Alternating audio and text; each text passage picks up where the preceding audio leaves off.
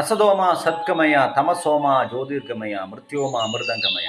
അസത്യത്തിൽ നിന്ന് സത്യത്തിലേക്കും ഇരുട്ടിൽ നിന്ന് വെളിച്ചത്തിലേക്കും മരണത്തിൽ നിന്ന് ജീവനിലേക്കും ഞങ്ങളെ നയിക്കണമെന്ന് ഋഷിവര്യന്മാർ യുഗങ്ങളായി പ്രാർത്ഥിച്ചു കൊണ്ടിരുന്നപ്പോൾ ആ പ്രാർത്ഥനയ്ക്ക് മറുപടി എന്നവണ്ണം AD എന്നും BC എന്നും തിരിച്ചുകൊണ്ട് കാലത്തിൻ്റെ മധ്യഭാഗത്ത് കർത്താവായ യേശു ക്രിസ്തു ഭൂജാതനായി യേശുവിൻ്റെ അരിമശിഷ്യനായ തോമസ് ഇന്ത്യയിലേക്ക് വന്നപ്പോൾ അദ്ദേഹം പറഞ്ഞു, യേശു തന്നെയാണ് വഴിയും സത്യവും ജീവനും, യേശുവാണ് വെളിച്ചം, യേശുവാണ് ജീവൻ എന്ന് പറയാനിടയായിത്തീരുന്നു.